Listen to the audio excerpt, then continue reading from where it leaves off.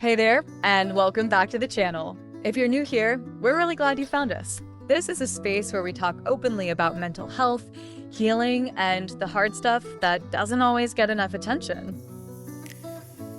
If you find value in these kinds of conversations, go ahead and hit that subscribe button, and don't forget to tap the bell so you never miss a video.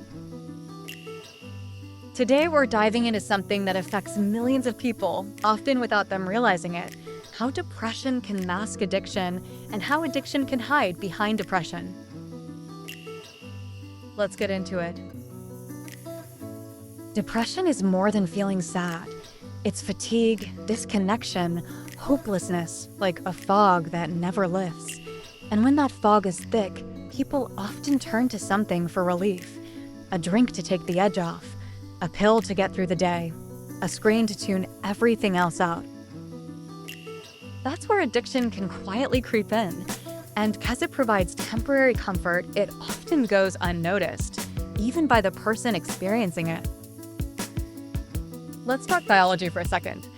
Depression affects neurotransmitters like serotonin and norepinephrine, which regulate mood and motivation. Addictive substances like alcohol, opioids, or even nicotine trigger dopamine, the feel-good chemical. So, when someone's feeling numb or empty, chasing that dopamine hit can feel like survival. But over time, the brain begins to rely on it. The body adjusts, and what started as a coping mechanism becomes a dependency. Take Emily, for example. After losing her job, she fell into a deep depression. She stopped sleeping, stopped eating, and to numb the pain, she started drinking. First just at night, then throughout the day. When she finally saw a doctor, she was diagnosed with major depressive disorder. But it wasn't until months later that anyone noticed the alcohol dependency growing underneath. Her depression wasn't just emotional, it was also chemical and compounded by her addiction. Now, flip the script. Sometimes addiction comes first.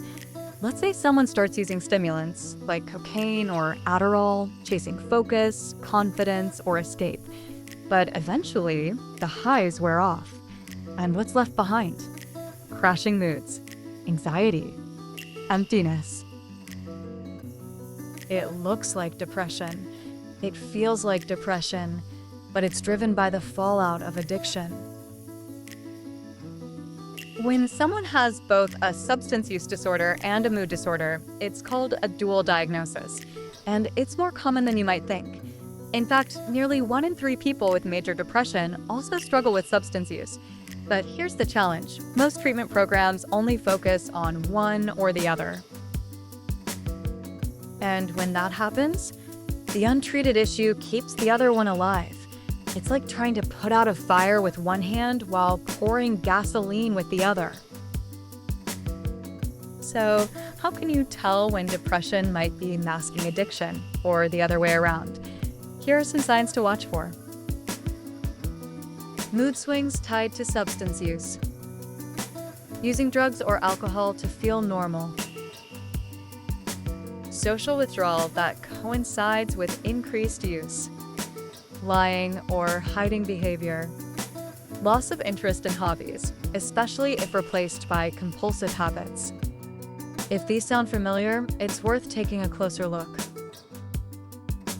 The good news is, there is help. And real healing happens when both issues are treated together. That might mean integrated therapy, medication, support groups, or trauma-informed care. It's not always easy, but it's worth it. If you or someone you love is stuck in the cycle of depression and addiction, know this: you're not broken. You're not weak. You're human. And you don't have to fight this battle alone.